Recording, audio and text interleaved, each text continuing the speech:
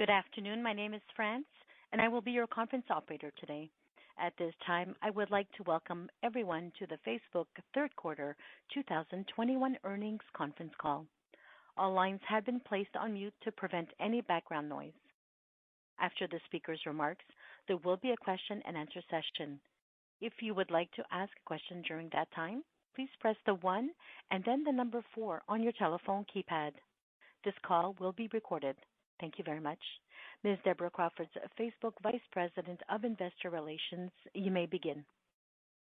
Thank you. Good afternoon and welcome to Facebook's third quarter earnings conference call. Joining me today to discuss our results are Mark Zuckerberg, CEO, Sheryl Sandberg, COO, and Dave Wehner, CFO. Before we get started, I would like to take this opportunity to remind you that our remarks today will include forward-looking statements. Actual results may differ materially from those contemplated by these forward-looking statements. Factors that could cause these results to differ materially are set forth in today's press release and in our quarterly report on Form 10-Q filed with the SEC. Any forward-looking statements that we make on this call are based on assumptions as of today, and we undertake no obligation to update these statements as a result of new information or future events. During this call, we may present both GAAP and non-GAAP financial measures. A reconciliation of GAAP to non-GAAP measures is included in today's earnings press release. The press release and an accompanying investor presentation are available on our website at investor.fb.com. And now I'd like to turn the call over to Mark.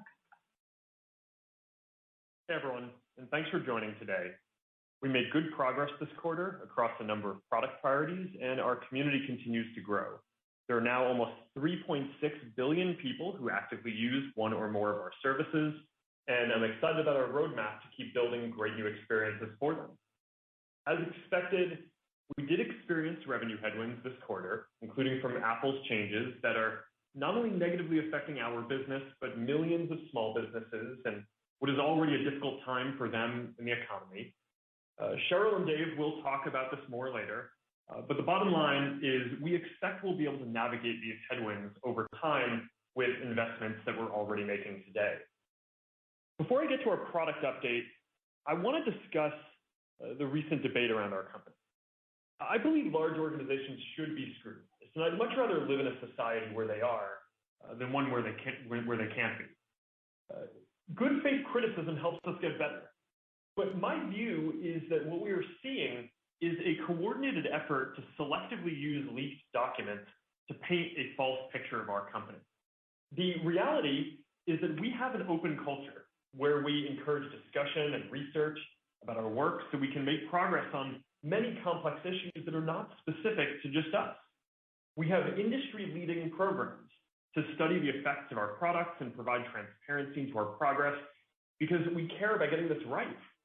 When we make decisions, we need to balance competing social equities, like free expression with reducing harmful content, or enabling strong encrypted privacy with supporting law enforcement, or enabling research and interoperability with locking down data as much as possible. It makes a good soundbite to say that we don't solve these impossible trade-offs because we're just focused on making money, but the reality is these questions are not primarily about our business, but about balancing different difficult social values.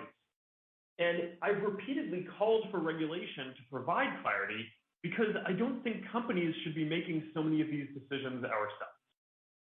I am proud of our record navigating the complex trade-offs involved in operating services at global scale.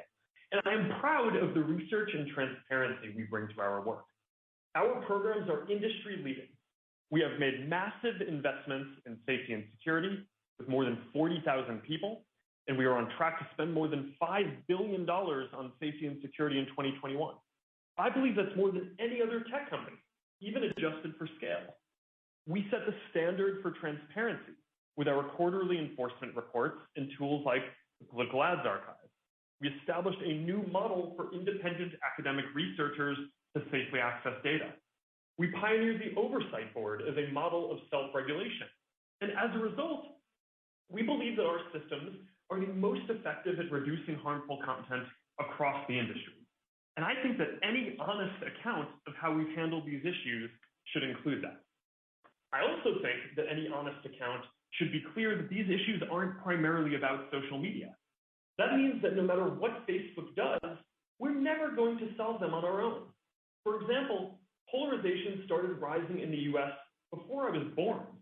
At the same time, independent research shows that many countries around the world have flat or declining polarization, despite similar social media use there in the US. We see this pattern repeat with other issues as well. The reality is, if social media is not the main driver of these issues, then it probably can't fix them by itself either. We should want every other company in our industry to make the investments and achieve the results that we have. I worry about the incentives that we are creating for other companies to be as introspective as we have been.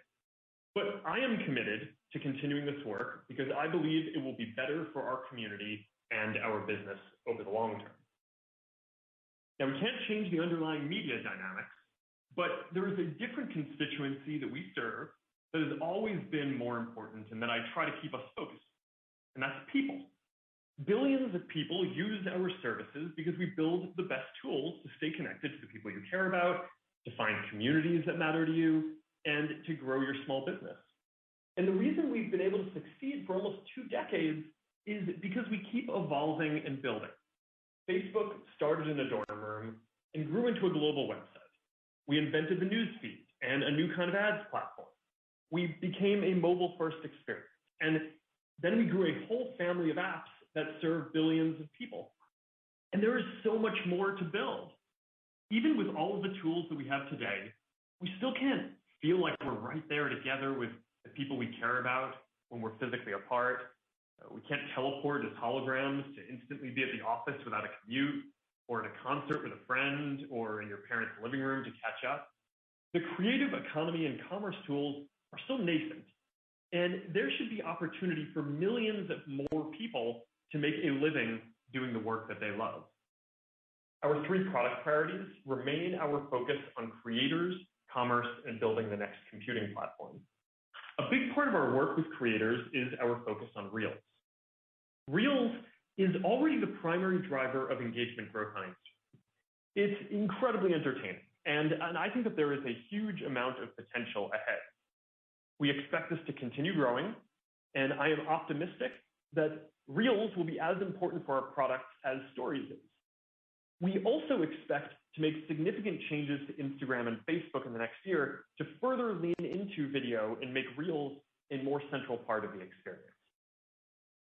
One aspect of this is giving all our apps the goal of being the best services for young adults, which we define as ages 18 to 29.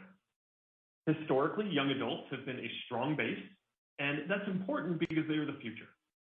But over the last decade, as the audience that uses our apps has expanded so much and we focused on serving everyone, our services have gotten dialed to be the best for the most people who use them rather than specifically for young adults. And during this period, competition has also gotten a lot more intense, especially with Apple's iMessage growing in popularity, and more recently, the rise of TikTok, which is one of the most effective competitors that we have ever faced. So we are retooling our teams to make serving young adults their North Star, rather than optimizing for the larger number of older people. Like everything, this will involve trade-offs in our products, and it will likely mean that the rest of our community will grow more slowly than it otherwise would have.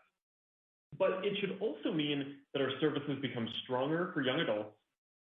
This shift will take years, not months, to fully execute, and I think it's the right approach to building our community and company for the long term. Our next product priority is commerce.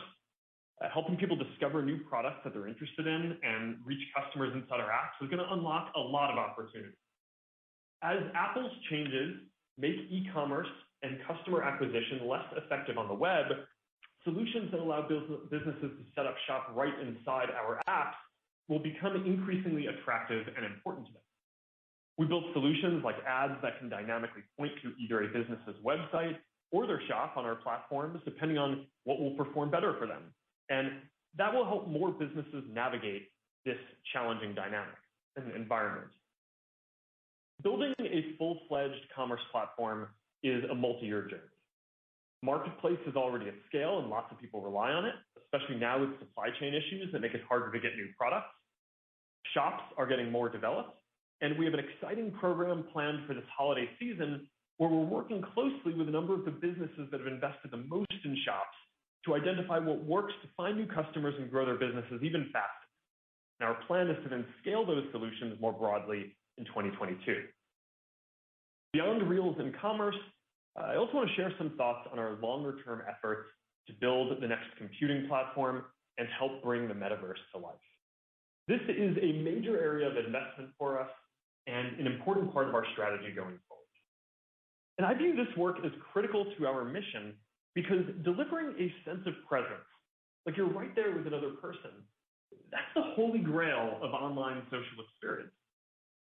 Over the next decade, these new platforms are going to start to unlock the kinds of experiences that I've wanted to build since before I even started Facebook.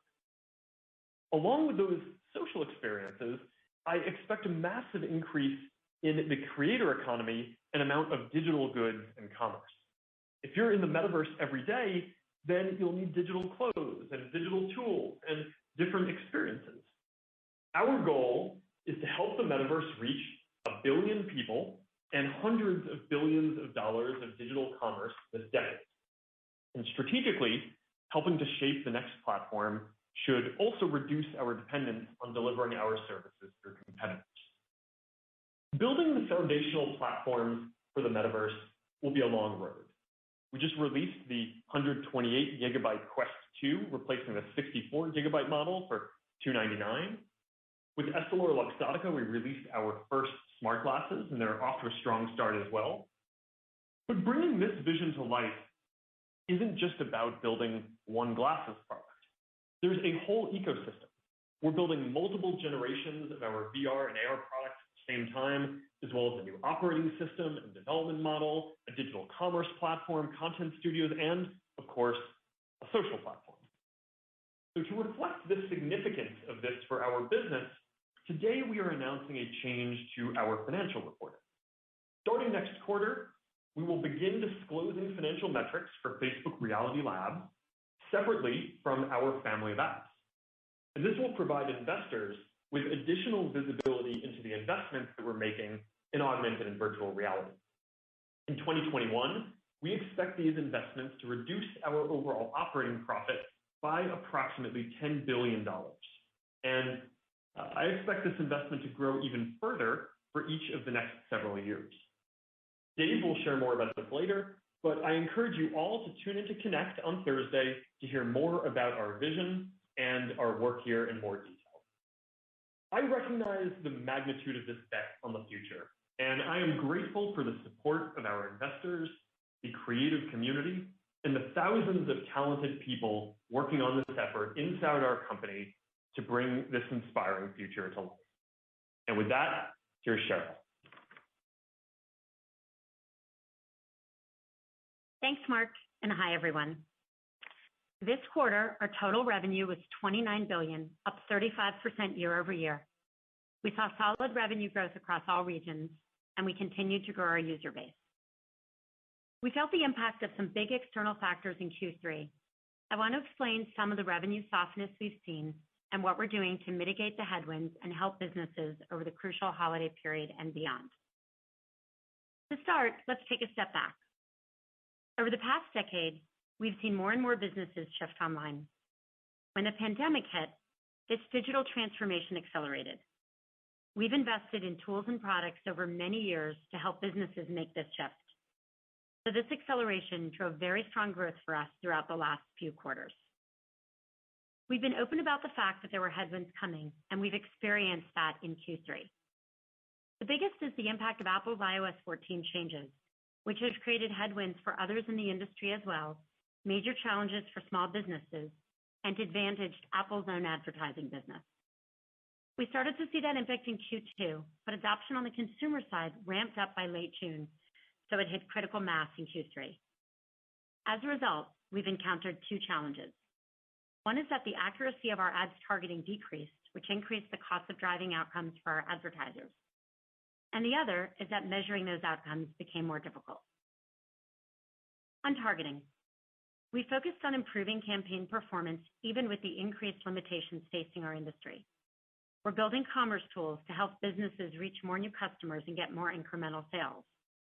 And over the longer term, we're developing privacy-enhancing technologies in collaboration with others across the industry to help minimize the amount of personal information we process while still allowing us to show relevant ads. Progress in these areas will take time and will be a focus for us throughout 2022 and beyond.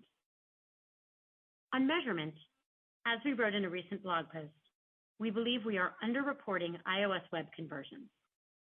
This means real-world conversions like sales and app installs are higher than what's being reported for many advertisers, especially small advertisers. We're making good progress fixing this. We think we'll be able to address more than half of the underreporting by the end of this year, and we'll continue to work on this into 2022. Another external factor is slowing e-commerce growth. The strong e-commerce growth in recent quarters was driven in part by the acceleration of the digital transformation that is now tapering off. I think most people see this in their own lives. There was a period of time when many people who were able to stay at home and ordered things online much more. But now in many places, things have opened up and people are increasingly making purchases in person. That doesn't mean e-commerce has stopped growing. Businesses are still making the shift online. But e-commerce is no longer growing at the pace it was at the height of the pandemic. These factors have been compounded for many advertisers by major global supply chain issues and labor shortages, which have left many consumer businesses with less inventory. This has reduced their appetite to generate demand from consumers, which has impacted advertising spend. Businesses in every region and across a range of verticals have been affected. At the same time, we've also seen some impact from COVID surges around the world in places like Southeast Asia. Overall, if it wasn't for Apple's iOS 14 changes, we would have seen positive quarter-over-quarter revenue growth.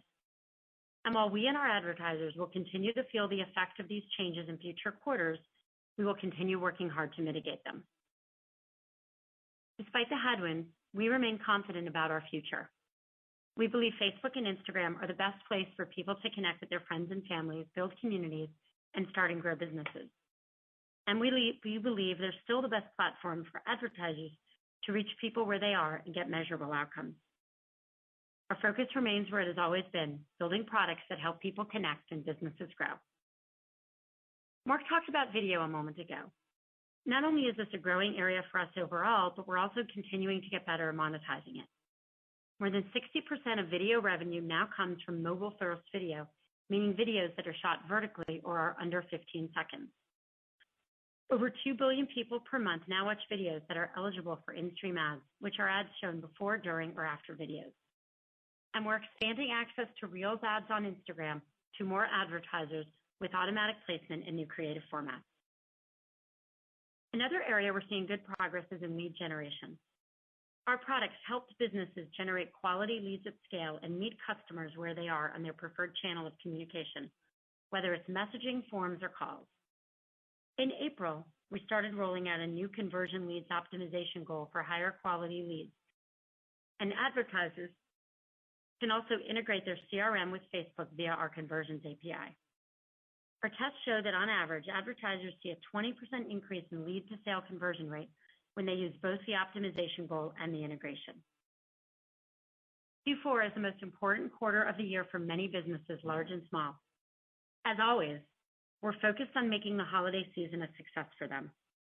We're working to fix the measurement issues they're experiencing and deliver the tools and products they need to grow.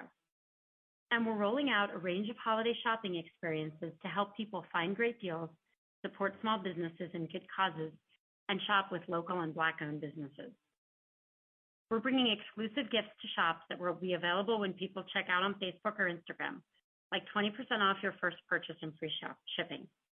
Starting next week, we'll host daily live shopping experiences with companies large and small, brands like Walmart, Macy's, Benefit Cosmetics, and Paintbox Nails, to educate shoppers and share exclusive deals. And we're bringing back one of my favorite campaigns ever, Buy Black Friday, to showcase Black-owned small businesses during the holidays. It includes things like Buy Black collections in the Facebook and Instagram shop tabs, and a weekly Buy Black Friday show with live shopping segments from up-and-coming Black-owned small businesses. I want to close by saying how grateful I am to our partners around the world and to our incredible teams who are working so hard to help people and businesses throughout this period. Now, here's Dave. Thanks, Sheryl, and good afternoon, everyone. We delivered solid results in the third quarter in the face of a challenging mobile platform landscape and an evolving macroeconomic environment. Let's begin with our community metrics. Our global community continued to grow even as we lapped elevated user growth in the third quarter of last year related to the pandemic. We estimate that approximately 2.8 billion people used at least one of our services on a daily basis in September, and that approximately 3.6 billion people used at least one on a monthly basis. Facebook daily active users reached 1.93 billion, up 6% or 110 million compared to last year. DAUs represented approximately 66% of the 2.91 billion monthly active users in September. MAUs grew by 170 million or 6% compared to last year. Turning to the financials. All comparisons are on a year-over-year basis unless otherwise noted. Q3 total revenue was $29 billion, up 35% or 34% on a constant currency basis. We benefited from a currency tailwind and had foreign exchange rates remain constant with Q3 of last year, total revenue would have been $259 million lower. Q3 ad revenue was $28.3 billion, up 33% or 32% on a constant currency basis. On a user geography basis, year-over-year ad revenue growth was strongest in rest of world at 50%. Europe, North America, and Asia Pacific grew 35%, 31%, and 28% respectively. Europe, Asia Pacific, and rest of world benefited from currency tailwinds, though to a lesser degree than in the prior quarter. In Q3, the total number of ad impressions served across our services increased 9%, and the average price per ad increased 22%. Impression growth was driven primarily by developing markets, especially in Asia Pacific. Pricing growth benefited from advertiser demand and lapping COVID-related pricing weakness during the third quarter of last year. Though, as Sheryl noted, growth was hindered by three primary headwinds. First, advertising spend was negatively impacted by performance and measurement headwinds related to Apple's ATT changes. Second, we are seeing some macro headwinds as growth in online commerce has moderated from the elevated levels experienced earlier in the pandemic, and businesses face supply chain disruptions. Third, COVID resurgences in Southeast Asia have led to additional lockdowns and a curtailment of economic activity. Other revenue was $734 million, up 195%, driven by strong Quest 2 sales. Turning now to expenses. Q3 total expenses were $18.6 billion, up 38% compared to last year. In terms of the specific line items, cost of revenue increased 38%, driven mostly by consumer hardware costs, core infrastructure investments, and payments to partners. R&D increased 33%, driven primarily by hiring to support our core products and consumer hardware efforts. Marketing and sales increased 32%, mainly driven by marketing spend and hiring. Lastly, G&A expenses increased 65%, driven primarily by higher legal-related costs and employee-related costs. We added over 4,700 net new hires in Q3, primarily in technical functions. We ended the quarter with over 68,100 full-time employees, up 20% compared to last year. Third quarter operating income was $10.4 billion, representing a 36% operating margin. Our tax rate was 13%. Net income was $9.2 billion, or $3.22 per share. Capital expenditures, including finance leases, were $4.5 billion, driven by investments in data centers, servers, network infrastructure, and office facilities. Free cash flow is $9.5 billion, and we ended the quarter with $58.1 billion in cash and marketable securities. We repurchased $14.4 billion of our Class A common stock in the third quarter and had $8 billion remaining on our prior authorization as of September 30th. Today, we announced a $50 billion increase in our stock repurchase authorization. Turning now to the outlook. Starting with our results for the fourth quarter of 2021, we plan to break out Facebook Reality Labs, or FRL, as a separate reporting segment. As we have discussed, we are dedicating significant resources towards our augmented and virtual reality products and services, which are an important part of our work to develop the next generation of online social experiences. The new segment disclosures will provide additional information on the performance of FRL and the investments we are making. Under this reporting structure, we will provide revenue and operating profit for two segments. The first segment, Family of Apps, will include Facebook, Instagram, Messenger, WhatsApp, and other services. The second segment, Facebook Reality Labs, will include augmented and virtual reality-related hardware, software, and content. As Mark noted, we expect our investment in FRL to reduce our overall operating profit in 2021 by approximately $10 billion. We are committed to bringing this long-term vision to life, and we expect to increase our investments for the next several years.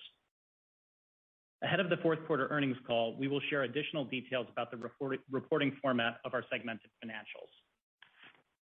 Turning now to the revenue outlook. We expect fourth quarter 2021 total revenue to be in the range of $31.5 billion to $34 billion. Our outlook reflects the significant uncertainty we face in the fourth quarter in light of continued headwinds from Apple's iOS 14 changes and macroeconomic and COVID-related factors. In addition, we expect non-ads revenue to be down year over year in the fourth quarter as we lap the strong launch of Quest 2 during last year's holiday shopping season. As previously noted, we also continue to monitor developments regarding the viability of transatlantic data transfers and their potential impact on our European operations.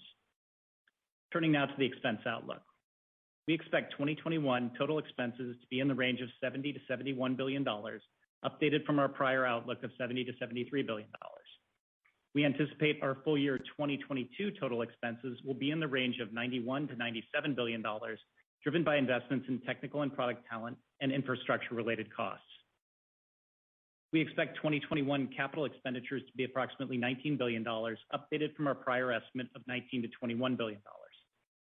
For 2022, we expect capital expenditures to be in the range of $29 to $34 billion, driven by our investments in data centers, servers, network infrastructure, and office facilities.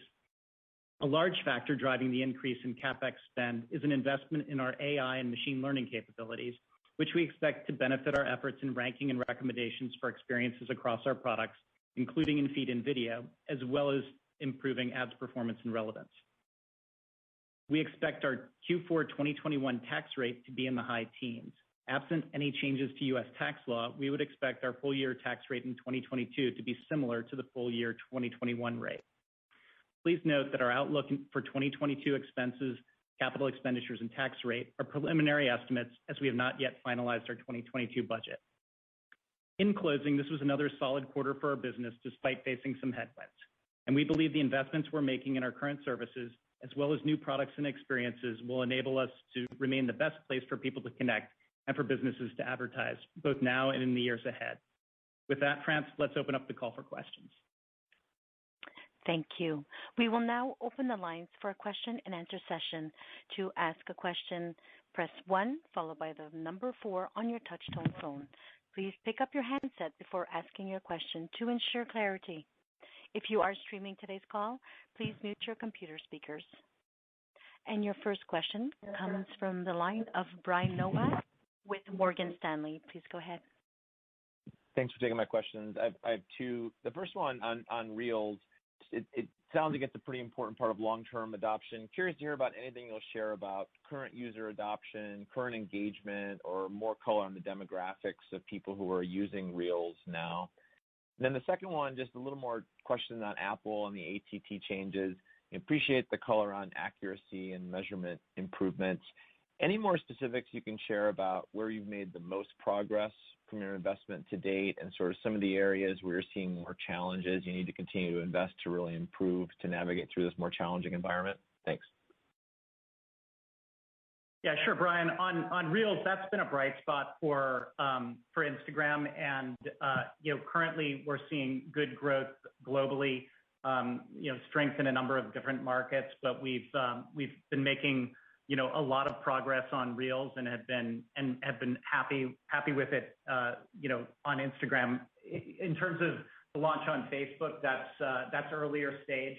On the monetization front, we're just starting to roll out ads in Instagram, so it's earlier on that front, and we really haven't gotten to a monetization point with Reels on Facebook. Sheryl, did you want to take the iOS 14 question? Yeah, I can take that. I mean, when you start at the top of this, you really have to think about what personalized ads are. And we think they're better for people and businesses, and they're especially important to small businesses. They also can be delivered, can be done in a very privacy-safe way. There are two big challenges coming from those iOS changes. One is targeting and one is measurement. I'm taking the second one first. On measurement, We think we can address more than half of that underreporting by the end of the year and make more progress in the years ahead. We estimate we're underreporting iOS web conversions. We believe that real-world conversions like sales and app installs are higher.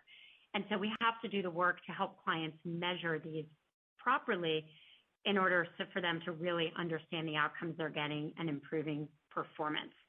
And again, we think we can get a good chunk of that done this year and more in the next year. Targeting is a longer-term challenge. Our direct response products are built on user-level conversions, and as a result of the iOS changes, we don't see the same level of conversion data coming through. So we have to rebuild our targeting and optimization systems to work with less data. So this is a multi-year effort. We're developing privacy-enhancing technology to minimize the amount of personal information we learn and using more aggregate or anonymized data while still allowing us to show those relevant personalized ads and measure ads effectiveness. In order for this to really work and benefit all businesses, it's going to require some cross-industry collaboration and more commerce tools, and those are going to be longer-term efforts. Operator, we can go to the next question.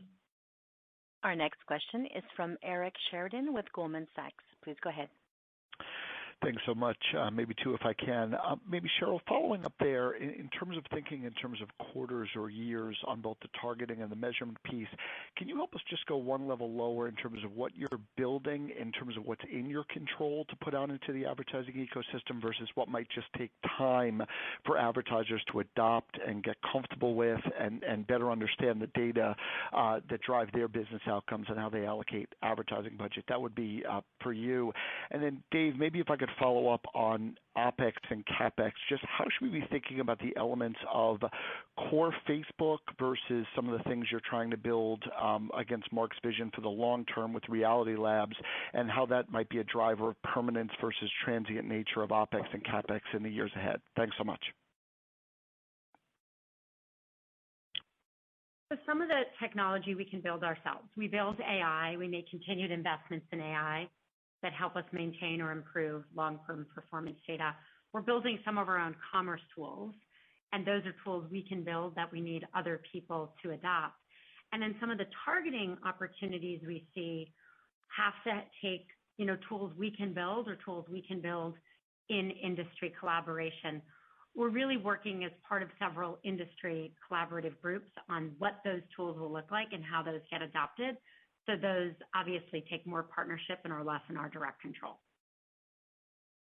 Hey, Eric, on the outlook on expenses in 2022, it's obviously early, but we wanted to give an initial outlook of our expected expense range since we typically do that in Q3.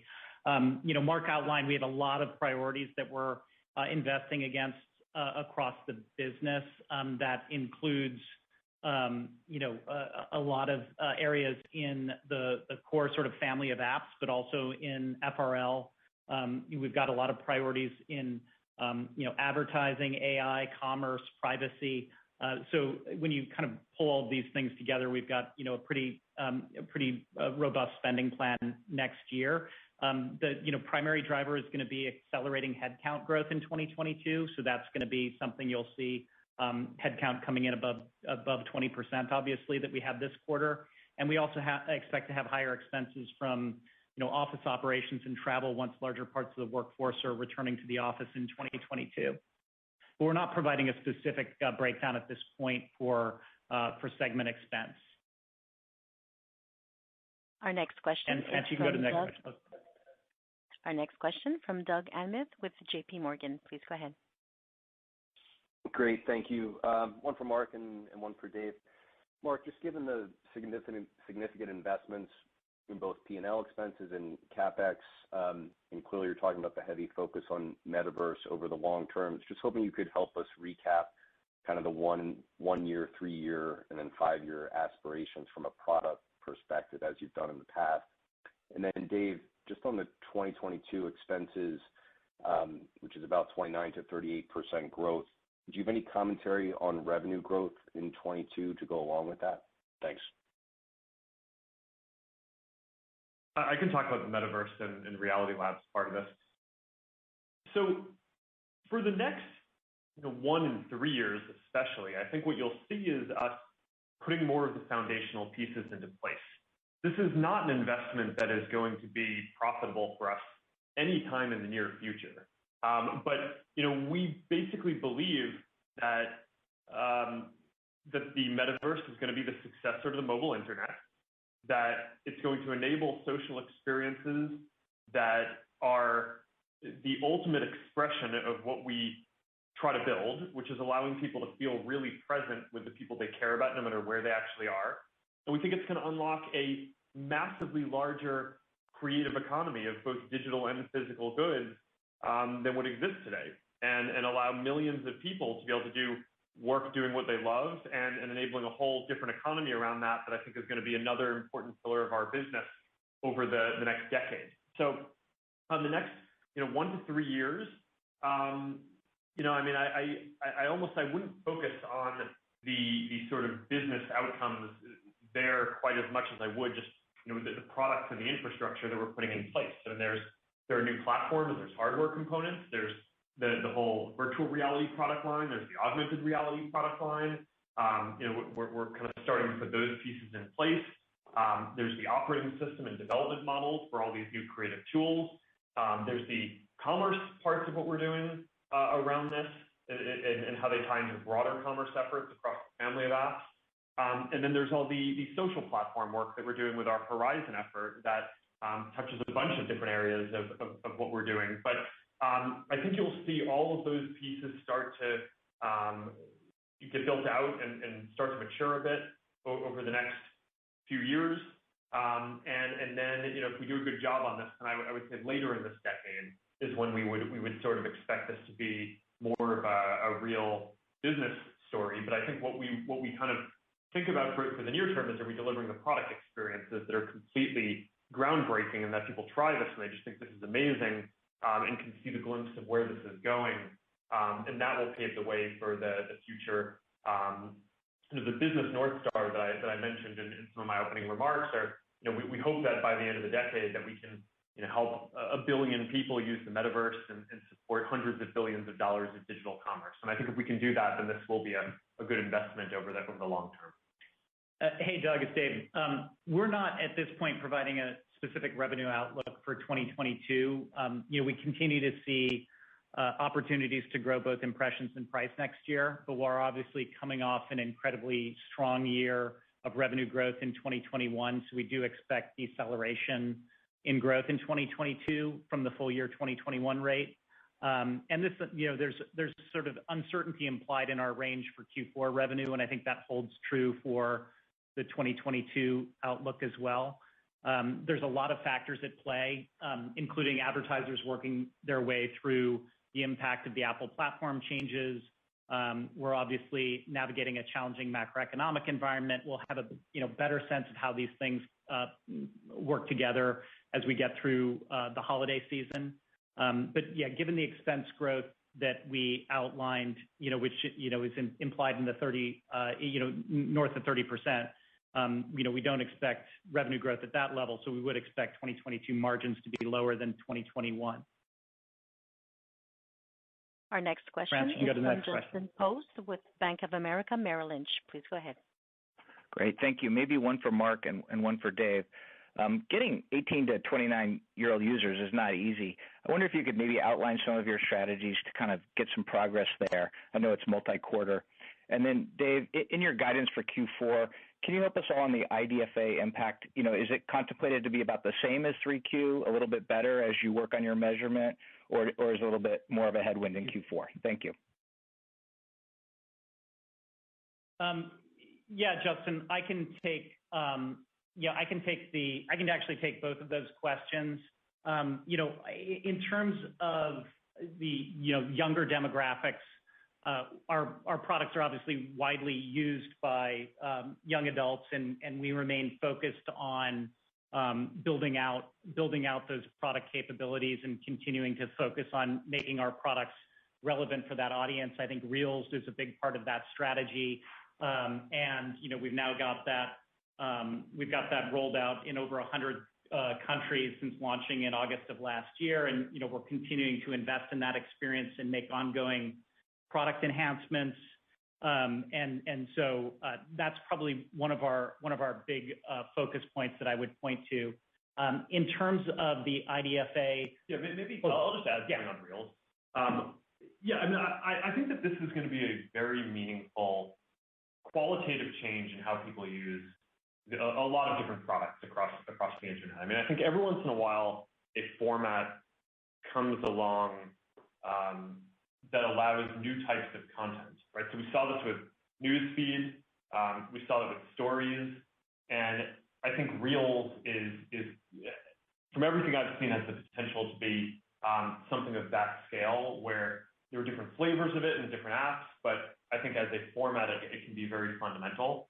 And I think we're still closer to the beginning of that journey than we are to its maturity.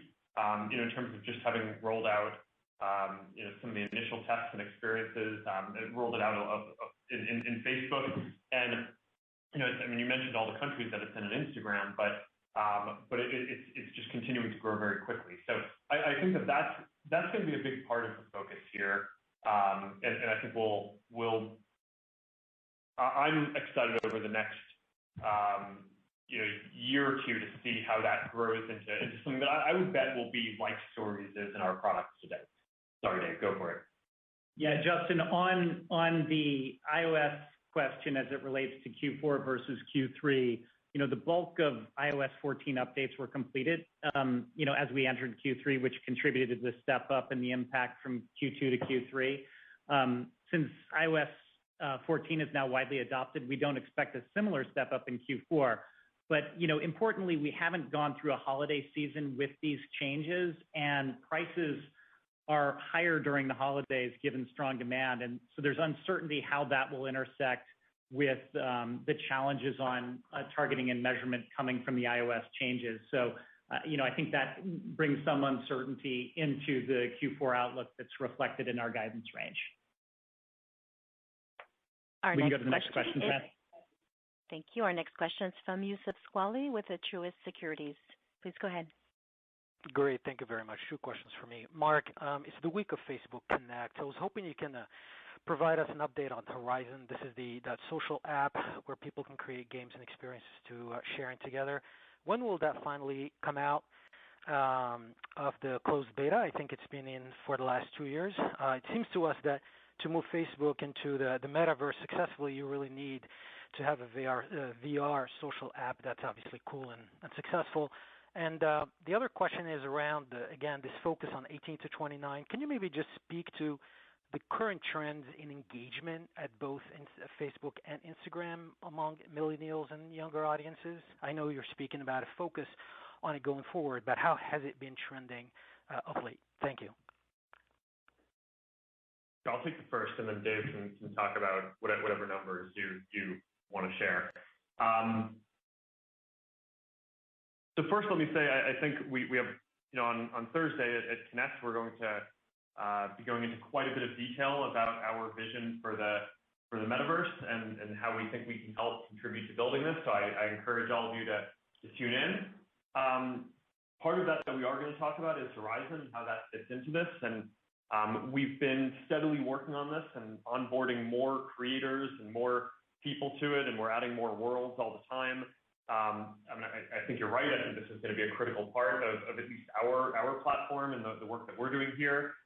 We released Workrooms recently. I'm really excited about how that experience has come together. And I think, to your point, you mentioned it's important to have a VR social experience. I actually think it's important to have an experience that goes across all of the platforms, right? Because I don't think what you're going to end up with is just something that's like a VR social network. I think you want to be able to have these experiences where you can feel present with people and have this immersive experience. It's going to be best if you're in VR or in AR and you're a hologram. But it needs to be able to work everywhere, right? It needs to be able to work across our whole family of apps. It needs to be able to work on the web and on phones and on computers. So there's a lot to do. And, whether we call it beta or not, I think the reality is this is kind of similar to the question before about where we're going to be in a year or 3 years. There's a lot of foundational infrastructure that just needs to get built up here. And part of what we're trying to reflect in the segment reporting and all that is we're committed to doing this work. It's going to be a big investment. We want to be transparent about it. But we think it's very exciting and a huge opportunity for the future, and I encourage you to tune in on Thursday to hear more. And Yusuf, just on overall the engagement trends, our products are widely used by teens, but we are facing tough competitions from the like of TikTok particularly and Snapchat, and we're focused on obviously continuing to innovate and roll out products like Reels and attract the younger demographics and retain the younger demographics for our products. And that's why we're continuing to build and invest in those areas. Our next question is from Mark Mahaney with Evercore ISI. Please go ahead.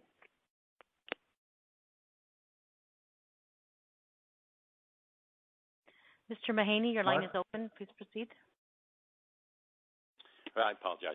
Two questions. On the iOS changes, is it fair to say that that's the majority, that accounts for the majority of the headwinds that you saw in Q3 and expect to see in Q4? And then secondly, a question for Mark, just on the application of artificial intelligence to kind of help moderate content's the wrong word, but to try to make sure that inappropriate content is removed from Facebook and Instagram, et cetera. Where do you think you are in terms of getting that to be where you want it to be? I know it's been a multi-year investment journey experience. Here we are several years later. Is this a Sisyphean task? Do you think you've been able to show success in using AI constructively? Thank you. Hey, Mark, it's Dave. On the first question, yes, the Apple platform changes were the largest factor in terms of Q3 headwinds. It was really the first full quarter impact of those new ATT policy changes following just the increased consumer adoption ramp of the iOS updates. And if it really weren't for that, we would have expected sequential growth Q2 to Q3. So that was the largest headwind in the quarter. Sure, and I can speak a bit to AI. My answer is yes. I think it's made a big impact. We issue these quarterly transparency reports, which I should add, we're industry leading on this, and both in terms of defining this and in terms of the depth of what we outline, so that people can hold us accountable and kind of see the breakdown of how we're actually doing. But what we measure in those reports and disclose is what % of the content that we act on is our AI or our internal systems finding rather than people having to report it to us.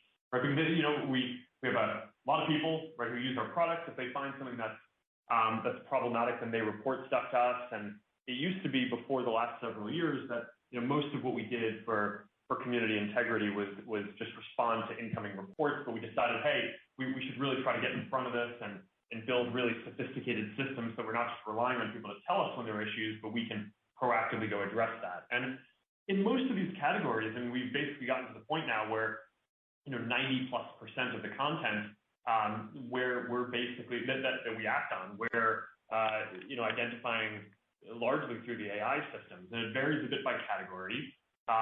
So for categories like nudity, where it's relatively easier to train a computer to identify that, the numbers are very high.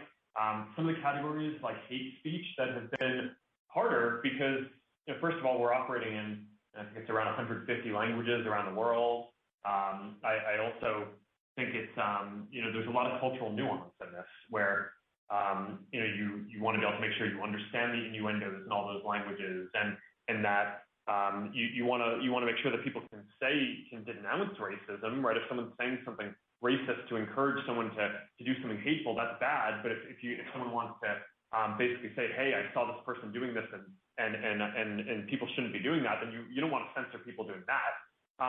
So it ends up being a very challenging problem. And for the first couple of years of working on this, we were still at a relatively low recall rate where our AI systems had 10-15% of the content that we were addressing we were dealing with proactively. But In recent years, the AI progress has been very impressive. We're now above 90% of the content that we take an action on there is also proactive, even with hate speech. So overall, I mean, look, let me take this question in a slightly different direction, which is, I know that there is a lot of scrutiny of our efforts, and I guess I just want to say to the team and the people who work on this that I'm really proud of the progress that they make. I think we have the best people in the world, and we're doing the best job of this, I believe, across any company in the industry. And I think this is an important area. There should be scrutiny on it. But I also think that any honest account of what's actually going on here should take into account that a huge amount of progress has been made and will continue to be made by a lot of talented people who are working on this. Our next question is from Ross Sandler with Barclays. Please go ahead. Thanks. Dave, one nitpicky question on the guide and then one kind of big picture for Sheryl maybe. So since we're now all focusing on the 2-year CAGRs,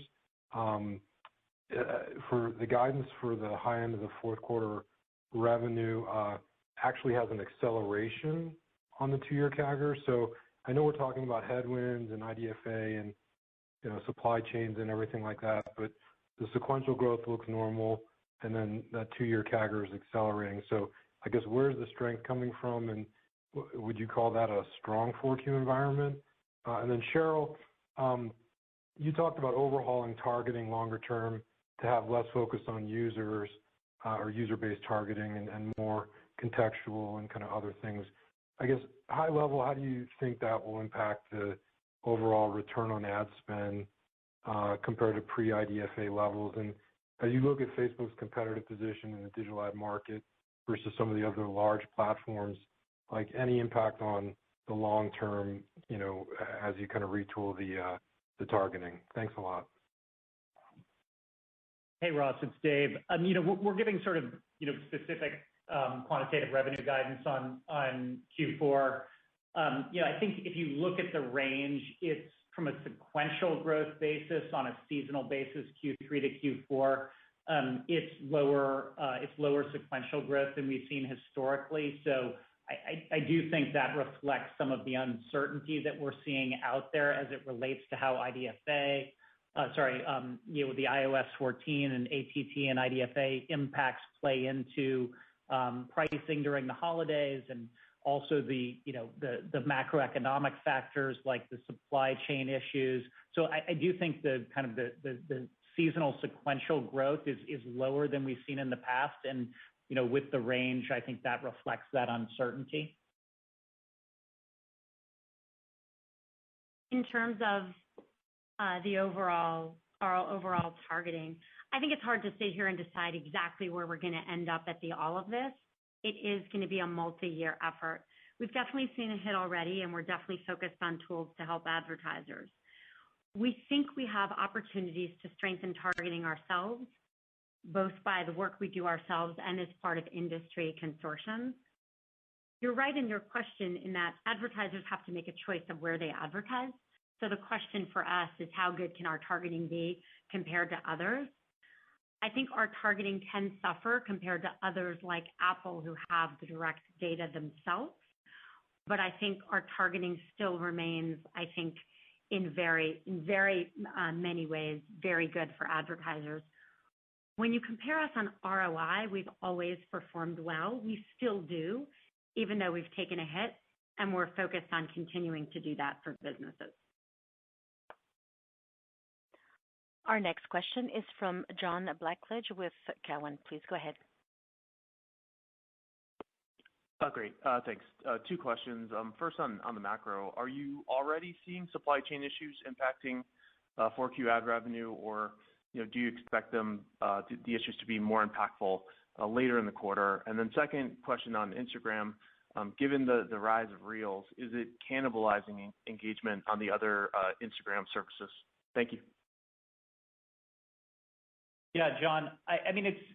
Look, we're not the macroeconomic authority on all things. I will tell you that what we're hearing from advertisers is they are seeing supply chain issues. That was true in Q3 and had an impact there, as well as we expect that to continue to carry over into Q4.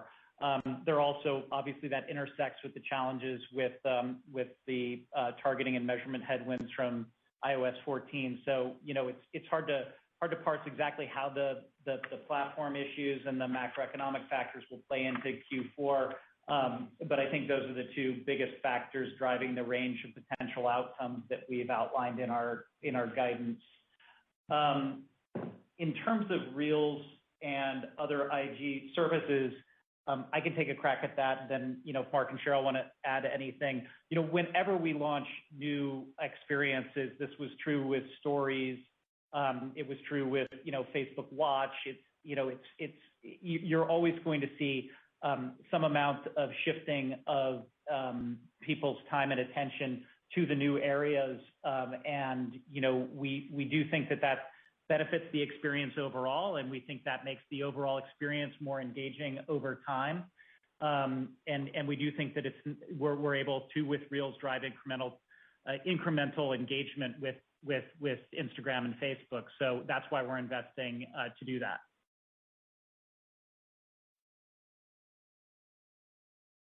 Our next question. France, we can go to the next question.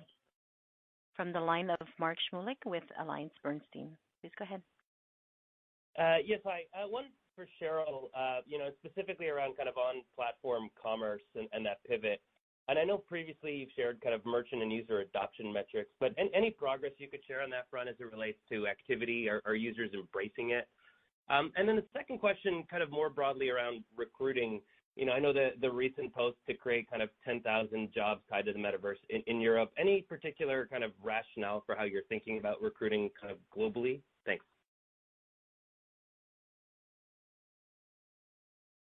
So on commerce, we have a lot of commerce activity on our platform already. People are discovering lots of products through our feed and Stories ads. This is our largest ad vertical, and COVID really accelerated it, but it's also been one of the fastest growing verticals over a 5-year period. We believe we drive hundreds of billions of dollars of offsite e-commerce gross merchandise volume today through our ads business. And we think commerce tools will be built and layered on top of that to help businesses reach more new customers and drive more incremental sales. In those commerce efforts, we're focused on 3 areas: continuing to be the best place to advertise, making it easier to sell on the platform, and improving the customer experience. And I think we're in different places on those. In the first, in terms of continuing to be the best place to advertise, we are a great place to find customers. We think the ROI is very strong and continues to be competitive. In terms of making it easier, the second, to sell on the platform, here we're catching up to other mobile and web shopping experiences, and I think we have some work to do there. And then the third, improving the consumer experience to encourage people to shop. I think we're also making progress there, but we've got some room to grow. And Mark, on the recruiting front, obviously we've got a big investment year planned in 2022. That's going to be largely driven by, recruiting. We're going to have to do that globally. We're looking to build technical talent. We're going to be, hiring people to do more remote work and focusing on that. We're going to be, investing in headcount, outside of the Bay Area, and continuing to focus on building our, technical and product capabilities across the globe. Europe's an important part of that, and that's why it was outlined in that announcement. Operator, we have time for one last question. Very good. Our last question then will be from the line of Brent Thill with Jefferies. Please go ahead. Thanks.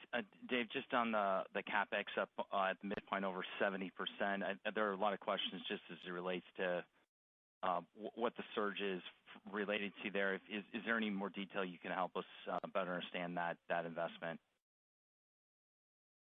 Yeah, sure, Brent. I mean, I mentioned in my prepared remarks, our 2022 outlook really reflects a significant increase in our planned investment in areas like AI and machine learning.